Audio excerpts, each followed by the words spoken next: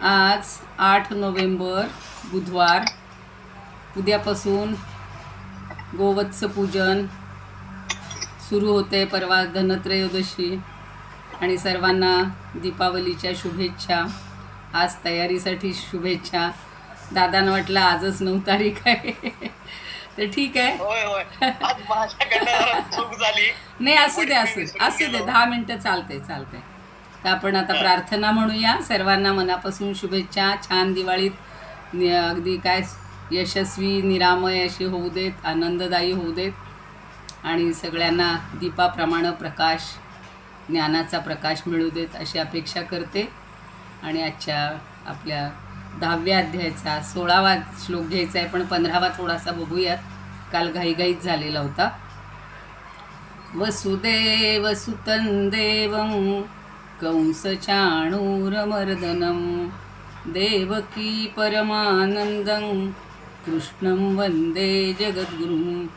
गुरुर्ब्रह्मा गुरुर्विष्णू गुरुर्देवो महेश्वरः गुरुः साक्षात् परब्रह्म तस्मै श्री गुरवे नमः. शान्ताकारं भुजगशयनं पद्मनाभं सुरेशं विश्वाधारं गगनसदृशं मेघवर्णं शुभांगं लक्ष्मीकान्तं कमलनयनं योगिभिर्ध्यानगम्यं वन्दे विष्णुं भवभयहरं सर्वलोकैकनाथं. यं ब्रह्मा वरुणेन्द्ररुद्रमरुतस्तुन्वन्ति दिव्यैस्तवैर्वेदैः साङ्गपदक्रमोपनिषदैर्गायन्ति यं सामगाः. ध्यानावस्थिततद्गतेन मनसा पश्यन्ति यं योगिनो यस्यान्तन्न विदुःसुरासुरगणा. देवाय तस्मै नमः. जय श्रीकृष्ण. सर्व श्रोत्यांना आणि भगवद्गीता भक्तांना सादर वंदन. कालचा 15वा श्लोक आपण समश्लोकी एकदा बघूया. आणि भगवंत काय म्हणताय, आपलं अर्जुन काय म्हणतोय, तर स्वयमेवात्मना आत्मानं वेत्तत्वं पुरुषोत्तम भूतभावन भूतेश देवदेव जगत्पते. तू कसा आहेस, तर भूतभावन आहेस. कालच्या ओळीचे सगळे विशेषणही भगवंताची आहेत. भूतेश म्हणजे भूतांचा ईश्वर आहेस. देवदेव म्हणजे देवांचाही देव आहेस. जगतपते म्हणजे तू जगाचा पती आहेस, स्वामी आहेस. आणि पुरुषोत्तम, तू पुरुषोत्तम आहेस. आणि स्वयं, संधी बघा, स्वयं एव आत्मना आत्मानं वेत्त. स्वयं म्हणजे स्वतःच, आत्मना म्हणजे स्वतः, आत्मानं वेत्थ म्हणजे स्वतःला जाणता. हे तुम्हाला सगळं माहिती आहे, तरी मग कशाला उगाचच मी तुमची म्हणजे स्तुती करून मी काय सांगणार, असं त्याला म्हणायचे.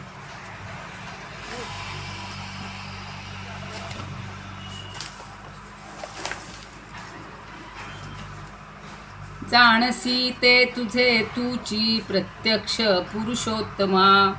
देवा देवा जगन्नाथा भूतेशा भूतभावना. प्रकाश, हे विनोबा म्हणत होते, आता वामन पंडित म्हणतात, प्रकाशे स्वस्वरूपा तू जाणसी पुरुषोत्तमा. भूतपालक भूतेशा देवदेव जगत्पते. आता आठल्य म्हणतात, तू आपणासी आपण जाणशी पुरुषोत्तमा स्वये मात्र. तू आपणासी आपण जाणशी पुरुषोत्तमा स्वये मात्र. भूतेश देवदेवा पालक भूतांसी तू अहोरात्र. तू अहोरात्र या सगळ्या भूतांचा पालक आहेस. भूतप्रभव देवेशा देवदेव जगत्पते. स्वयेची जाणसी दिव्य पुरुषोत्तमा रूपते. मिरजकर म्हणतात. तर गडकरी म्हणतात, जाणसी तू तुझे रूप स्वतःची पुरुषोत्तमा. देवादिदेव भूतेशा भूतकर्ता जगत्पते. आणि भारती म्हणतात, पुरुषोत्तमा सुरेशा विश्वेश्वा विश्वनिर्मित्या तुझसी. तूच स्वये जाणाया आत्मबलाने समर्थ बा अससी.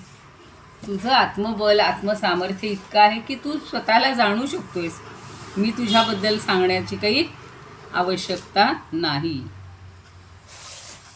तू कसा आहेस? अर्जुनाचं काय म्हणणं आहे की स्वयमेव आत्मानं वेत्थ. तू तुलाच जाणतोस, स्वतःलाच जाणतोस आणि मी सांगण्याची आवश्यकताच नाही आहे.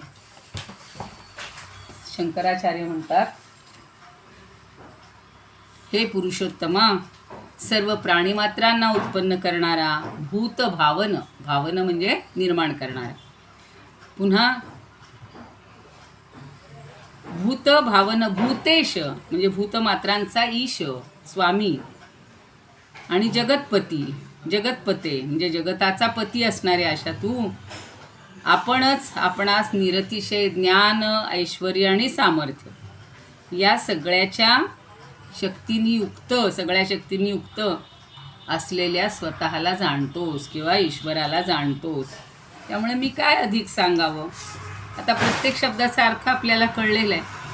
भूतभावन, आत्ता मी म्हणलं तसं सगळ्या प्राणीमात्रांना उत्पन्न जो करतो तो भूतभावन, म्हणजे सृष्टीची संकल्पना केली आणि सगळ्या सृष्टीची त्यांनी निर्मिती केली.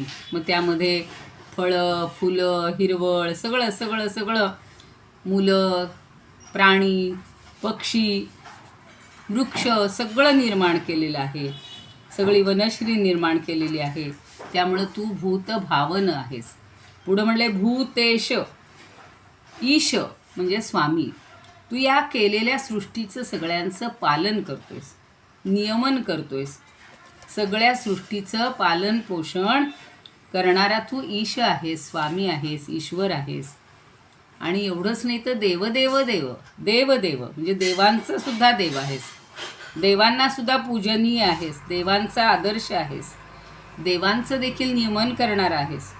काल परवा पाहिलेलं होतं की सगळे देव ऋषी यांच्या अगोदर हा अगोदरच पासून आहे, निर्माण झालेला नाही, तो अजच आहे. त्यामुळं सगळ्यांचं धारण पोषण, रक्षण आणि नियंत्रण करणारा तू आहेस. त्यामुळं देवाधिदेव तूच आहेस.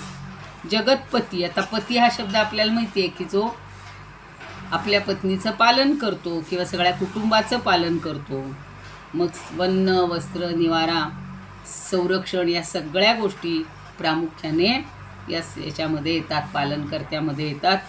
आणि हा सगळ्या प्राणीमात्रांचं, सगळ्या सृष्टीचं पालन करतोय म्हणून तो सगळ्यांचा पती आहे. आणि पुढं विशेषण लावलेलं आहे पुरुषोत्तम. आता 15वा अध्याय आपण शिकणार आहोत.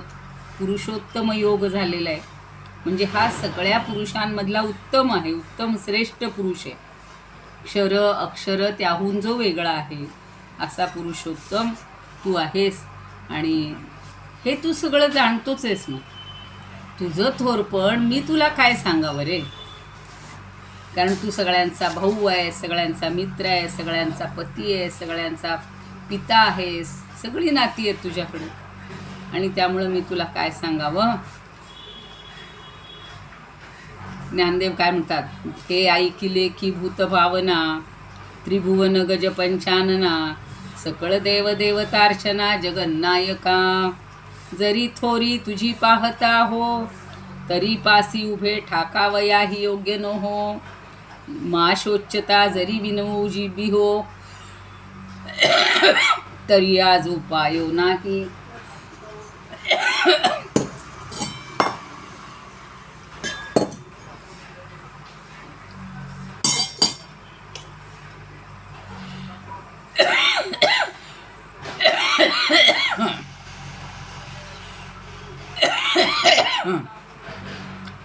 भरले समुद्र सरिता चौकडे,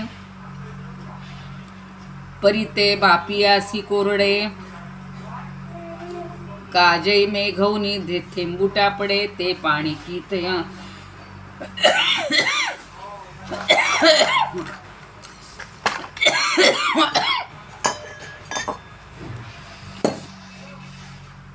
पाणी प्याता खोकला येतोय तुम्हाला? पाणीच पिती आहे. त्या मुलीनं खोबरं दिलं होतं, ते खाल्लेलं कुठेतरी कणभर राहिलंय डोक्यात. ते तसं होतं. हो ना, तो कण इथे अडकलाय. बरं. बर जाऊ द्या.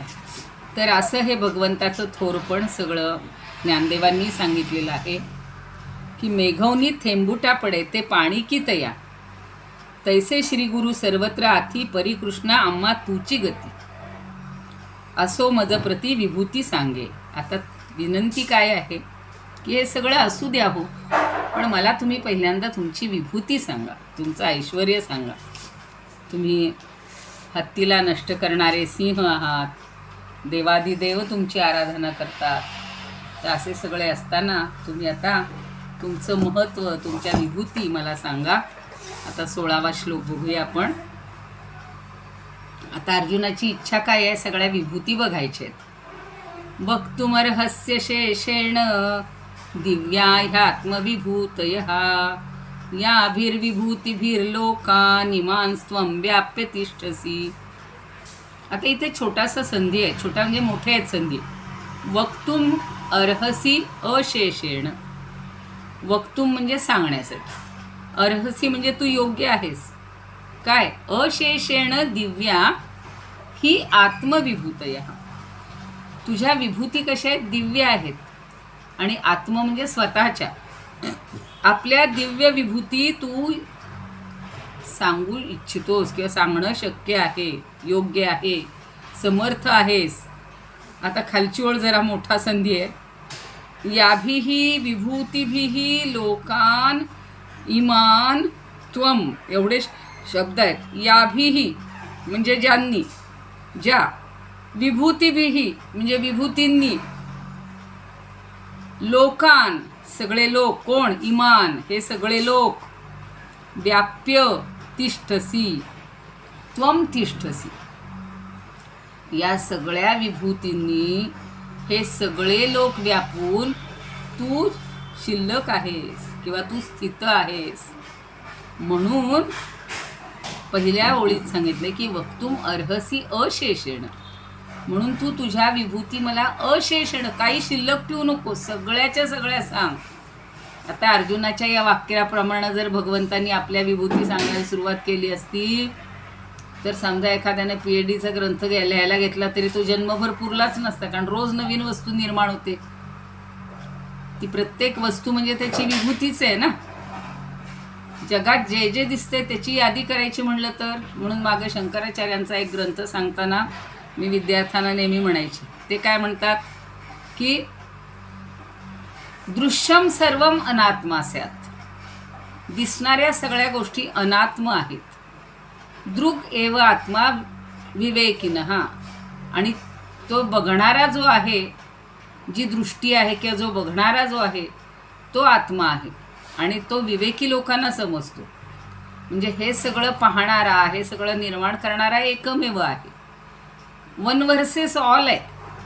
त्यामुळं सगळ्या ज्या गोष्टी आहेत या त्यानं निर्माण केलेल्या आहेत. तर मग कशाची यादी करणार, कशाची विभूती सांगणार. पण आत्ता अर्जुनाला वाटते की तू मला सगळ्या अशेषेण सगळ्या विभूती सांगाव्यास, की ज्या विभूतींनी तू हे जग सगळं किंवा हे त्रैलोक्य व्यापून टाकलेलं आहेस, तेवढं मला कृपया सांग. समजलो की बघूया.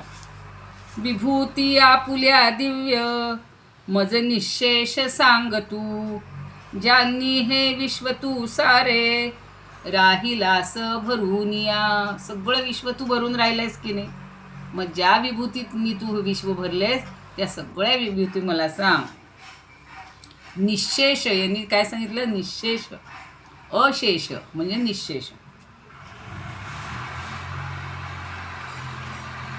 आता गोखले म्हणतात, सांग त्या आपुल्या दिव्य विभूती सर्व ही मज, ज्या योगे भुवने सारी व्यापुनी तू विराजशी. आणि सेनापती बापट म्हणतात, कृपा करी कथी सर्व विभूती सर्व आपुल्या, ज्यांनी व्यापुनी हे लोक राहसी पुरुषोत्तमा. नंदापुरे म्हणतात, ज्या विभूतींनी सकलही लोका व्यापियले तू जनार्दना, दिव्य तुझ्या त्या आत्मविभूती योग्य सर्वथा तुझ कथना. हरिपंडित म्हणतात, संपूर्ण आता मज सांग देवा, तू आपली दिव्य विभूती दे ठेवा. व्यापून या विश्व विभूती योगी, तू राहसी रज्जू जसा भुजंगी. काय सुंदर सांगितलं. जसा भुजंगा म्हणजे तू राहसी रज्जू जसा भुजंगी. त्या रज्जूमध्ये भुजंग असतो, म्हणजे भुजंगामध्ये हे असतो, रज्जू असते. आपल्याला रज्जूलाच भुजंग मानतो, तसा तू सगळ्या या विश्वाला व्यापून आहेस. तेव्हा तुझ्या सगळ्या विभूती मला सांग. शंकराचार्य म्हणतात, आपल्या दिव्य विभूतींचं पूर्णपणे वर्णन करण्यास तू एकमेव एकटाच समर्थ आहेस. तुझ्या या विभूती आहेत, ज्या विभूती आहेत, ज्या विभूतींच्या योगे तुझ्या वैभवाच्या विस्तारामुळं या सगळ्या लोकाला व्यापून टाकलेलं आहे, त्या सर्व विभूती तू मला सांग. आणि ते सांगण्यास तू एकमेव समर्थ आहेस. आता सांगा ना, त्याच्या मनात जे आहे ते बरोबर आहे अगदी. आता परमेश्वर कसा आहे? षड्गुण ऐश्वर्य आहे. त्याच्याजवळ काय काय आहे हो? त्याचं सामर्थ्य म्हणजे त्याचं तेज, तर तेज आहे, बल आहे, विद्या आहे, ऐश्वर्य आहे, गुण आहेत आणि शक्ती.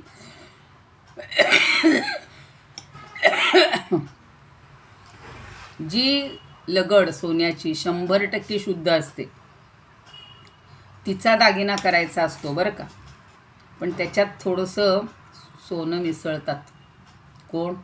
सोनार, की जेणेकरून सोन्याला जरा मऊपणा, सोन्याच्या मऊपणामध्ये थोडासा कठीणपणा, का सोनं अतिशय लवचिक आहे, कठीणपणा येतो, म्हणजे मग दागिना चांगला टिकतो. नाही तर बघा काही काही अगदी शुद्ध सोन्याचे बनवतात ना, लगेच लवतात, वागतात ते दागिने. पण तेच तांबं घातलं की काय होतं? त्याचा कस उतरतो. त्याप्रमाणे हा निर्गुण, निराकार, निर्विकार, व्यापक परमेश्वर सगुण, साकार, स्थूल अशा अवतारात जन्माला म्हणजे निर्माण होतो, की आपल्याला प्रगट होतो. आणि मग त्याच्या संकल्पातनं ही सगळी सृष्टी निर्माण होते. तर श्रीमद भागवतात पण सांगितलेलं आहे की हिरण्यगर्भाच्या ठिकाणी झालेल्या विकासाचं वर्णन तिथं केलेलं आहे. हिरण्यगर्भ सोन्याप्रमाणे चकचकीत तेजपुंज चैतन्ययुक्त होते. त्याच्या ठिकाणी हालचाल सुरू होते आणि मग त्याला क्षुधातृषेची भावना होते, लगेच त्याच्या तृप्तीची इच्छा होते. म्हणून हिरण्यगर्भाच्या ठिकाणी सगळ्या रसांची निर्मिती झाली आणि त्याचं ग्रहण करणारी जिव्हा निर्माण झाली.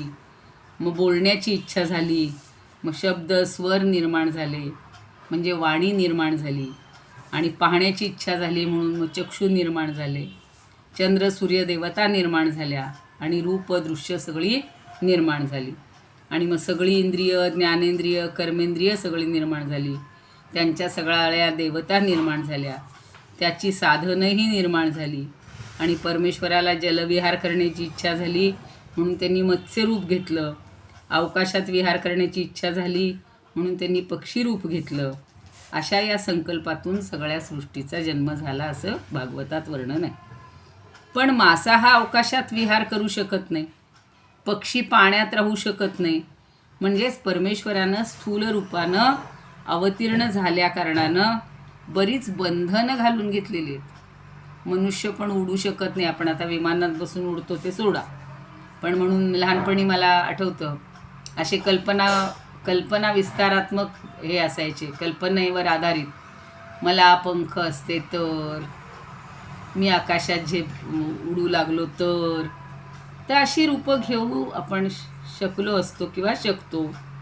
तर ह्या सगळ्या स्वर्ग, मृत्यू, पाताळ या तिन्ही लोकात तुम्ही ज्या ज्या स्वरूपानं स्थित आहात ते मला सगळं सांगावं असं 16व्या श्लोकात सांगितलेलं आहे. आता 17व्यात सांगतात, कथम विद्यामहं योगिन्स त्वां सदा परिचिंतयन् केषु केषु च भावेषु चिंत्योऽसि भगवन्मया. आता प्रश्न विचारलाय पुन्हा की तुझं चिंतन तरी कसं करावं. कथम विद्याम अहम असं संधी आहे तिथे. विद्याम अहम म्हणजे मी कसं तुला जाणावं, समजून घ्यावं. कथम म्हणजे कसे, कोणत्या प्रकारे. पुढं संधी आहे योगीन त्वाम. हे योगेश्वरा, योगी आहेत. भगवंत भगवान श्रीकृष्ण काय, भगवान शंकर काय, सगळे योगेश्वर आहेत. तर अहम म्हणजे योगेश्वरा, मी तुम्हाला कोणत्या प्रकारे चिंतन करावं किंवा जाणून घ्यावं. सदा परिचिंतयन, सदा म्हणजे निरंतर, सतत तुझं चिंतन करायला मला मिळायला पाहिजे. आणि ते मी कसं करावं.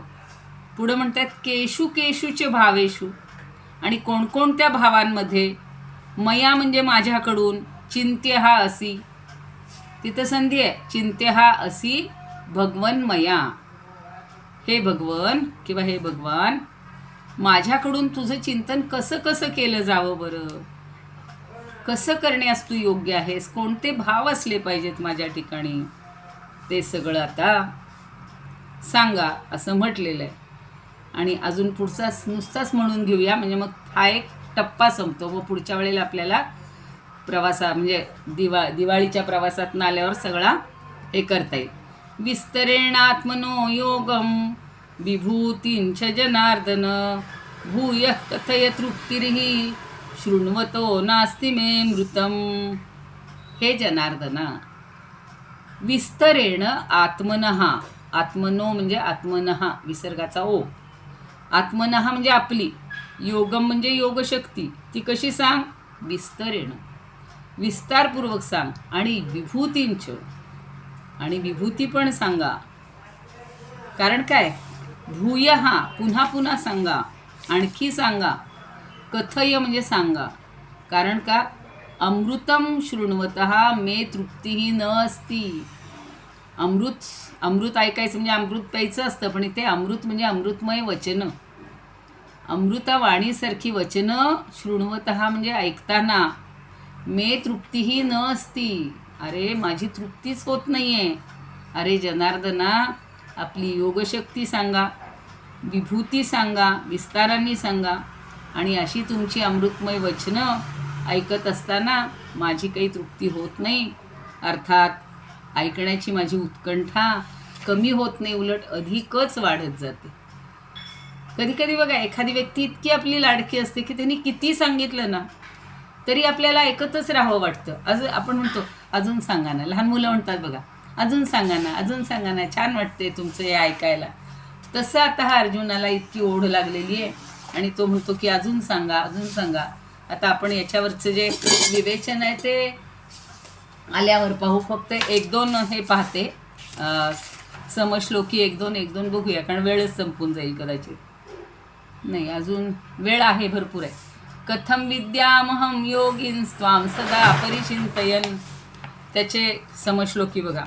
योगेश्वरा कसे जाणू चिंतनी चिंतनी तुझं, कोण्या कोण्या स्वरूपात करावे ध्यान मी तुझे. आता काशीनाथ स्वामी म्हणतात, कोण्या परी ओळखीजेस योगिया, तू ते सदा चिंतिन मी निरामया. कोण्या परी ओळखीजेस योगिया, तू ते सदा चिंतिन मी निरामया. जी कोण कोण्या तनु माझी श्रीपती, म्या लक्षिजे गा भगवान तुझ्या प्रती. आठल्ले म्हणतात, कसा येशी योगेश्वरा तू मनात. किती सुंदर आहे, एक लय वेगळी आहे बघा. तुला सांग ध्यावा कसा चिंतनात, धरू ध्यान की चित्त हे लावू कामी, स्वरूपी तुझ्या कोणत्या कोणत्या मी. थत्ते म्हणतात, सदा चिंतिता मी तुला योगयुक्ते, कसे ओळखावे करी स्पष्ट माते. पदार्थात कोण्या महाभाग्यवंता, करावे तुझ्या चिंतना सांग आता. देशपांडे म्हणतात, कराया चिंतन नित्य योगी राजा, ओळख तुझ मी कसे महाराजा, ओळखू तुझ मी कसे महाराजा. कोणत्या वस्तू माझी तुझे ध्यान, करावे मी बातीचेची गुणगान. कोणत्या वस्तूचं मी ध्यान करावं आणि कोणत्या वस्तूचं गुणगान करावं हे जरा मला कृपया सांगा. ठीक आहे, 18व्याची समश्लोकी नंतरच बघू. आधी याचं हे काय म्हणतात बघूया. अरे योगी आहेस तू सतत चिंतन करणार, म्हणजे तुझं सतत चिंतन करणारा मी तुला कसं जाणून घेऊ, आणि तू कोणत्या भावानी, कोणत्या भावयोगानी किंवा कोणत्या वस्तूंच्या द्वारा मला चिंतन करण्यास योग्य आहे. काही जण बघा छान हार्मोनियम वाजवत असतात, त्याच्यातनं परमेश्वराला आळवत असतात. काही तबल्याचा ठेका, काही सनई, सगळ्या वाद्यांच्याद्वारे, हो की नाही, व्हायोलिन, जेवढे काही. पण मी तुला कुठल्या वाद्याच्या, कुठल्या साधनाच्या द्वारे आळवू हे मला सांग. किंवा भजन म्हणून, गाऊन म्हणू, किंवा कुठली वस्तू अर्पण करू. जसं म्हणतात ना की गणपतीला बाबा दुर्वा अर्पण केले की तो खुश, शंकराला बेल व्हायला की तो खुश, विठ्ठलाला तुळशी व्हायला की तो खुश. म्हणून ते गाणं पण छान आहे बघा, गणपतीला दुर्वा, विठ्ठलाशी तुळशी, गणपतीला दुर्वा, शंकराच्या पिंडीवर बेल वाहू हिरवा, बेल वाहू हिरवा, असं सगळं सांगितलं जातं. तर तरी म्हणून तो विचारतो की नेमकं तुला कशानं आळवू, कसं हे करू, कसं समजून घेऊ, तुझं चिंतन कसं करू. म्हणजे सहसा काय असतं, आपल्याला दृश्य वस्तूची, आपण दृश्य गोष्टी ज्या आहेत त्याची इच्छा होत असते, आणि मन सुद्धा आपलं चंचल असल्यामुळं नवीन नवीन विषय आपल्याला हवे असतात. पण भगवंताचे चिंतन करण्यासाठी या बाह्य उपचारांची काही गरज आहे का?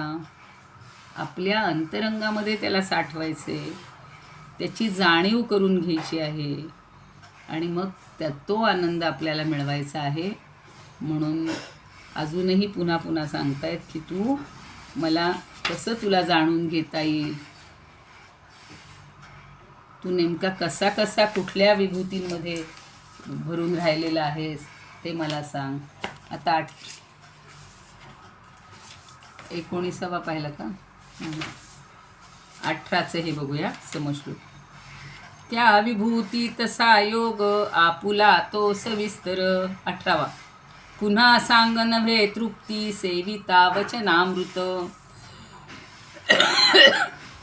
काशीनाथ स्वामी म्हणतात, नाही खालचे नातू बघा, विस्तार पूर्व कमला निजयोग अंगे, आणि सख्यास गुण दृश्य विभूती सांगे. विश्वार्दना पुढती की मम तृप्ती नाही, नारायणामृत सुखे बहु ऐकताही. पुन्हा मराठी म्हणतात, पुन्हा आपल्या पूर्ण सांगा विभूती, कशात कशी तीही सांगा असे योग शक्ती. तुम्ही बोलता ती असे गोणवाणी, म्हणूनच तृप्ती न हो आय कोणी.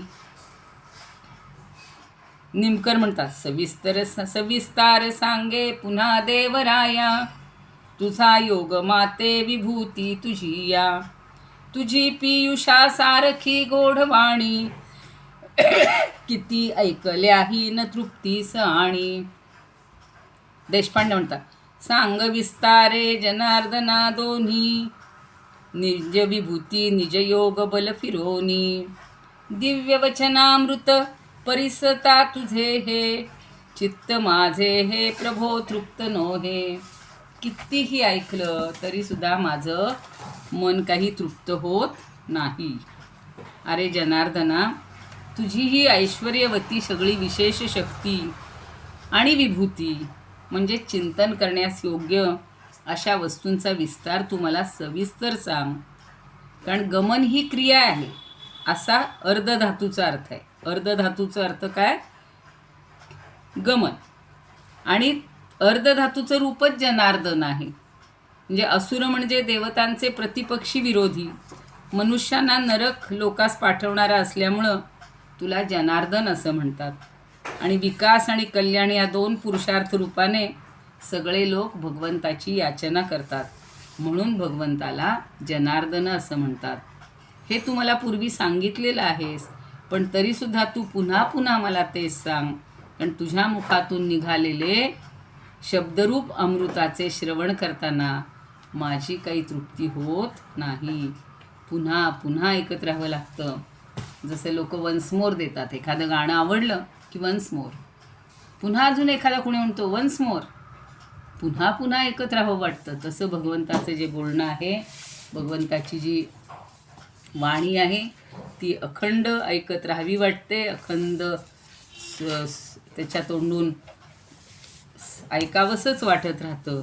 आणि म्हणून मग आता पुढच्या 19व्या श्लोकापासून भगवान आपल्या विभूती सांगायला सुरुवात करतील. भगवंताच्या बोलण्याला अमृताची उपमा दिली म्हणून आपल्याला माहिती आहे बघा, अमृताहुनी गोड नाम तुझे देवा, नाम तुझे देवा, अशी किती गाणी आहेत. त्या अमृतापेक्षा सुद्धा त्याचं गोड हे नाम आहे. आणि नामच नुसतं नाही तर त्याचं बोलणंही गोड आहे. म्हणून तर ज्ञानदेव म्हणतात, आता हे सुख काईसया सारखे, काही निर्वचना मज परितोखे, तरी ये तुले जाणे जे येणे मुखे, पुनरुक्ती ही हा गा सूर्य काय शिळा, अग्नी म्हणो येत आहे को गोविळा, का नित्य वाहत या गंगा जळा, पारसे पण असे. गंगा कधी पारशी होती का पारुशी? नाही होत. तिचं नित्य नूतन पाणी हे वाहतच राहत. तेव्हा भगवंताच्या वचनामृताची गोडी इतकी लागलेली होती की तुम्ही हा विभूतींचा विस्तार करताना पुनरावृत्तीची भीती बाळगू नका. पुनरावृत्ती होईल म्हणून काही वाटून घेऊ नका. तर ही अशीच तुमची पुनरावृत्ती, तुमची वचनं ऐकायला मी फार उत्सुक आहे. आणि पुन्हा पुन्हा तुम्ही मला ते सगळं सांगत राहा अशी भगवंताला त्यांनी विनंती केलेली आहे. आता मी या ठिकाणी थांबते, म्हणजे थोडं 2 मिनिट आपल्याला बोलता येईल. योगेशं सच्चिदानंदं वासुदेवं रजप्रियं, धर्मसंस्थापकं वीरं कृष्णं वन्दे जगद्गुरुं. कृष्णाय वासुदेवाय हरये परमात्मने, प्रणतः क्लेशनाशाय गोविंदाय नमो नमः. ओम पूर्णमदः पूर्णमिदं पूर्णात् पूर्णमुदच्यते, पूर्णस्य पूर्णमादाय पूर्णमेवावशिष्यते. ओम शांती शांती शांती. जय श्री कृष्ण.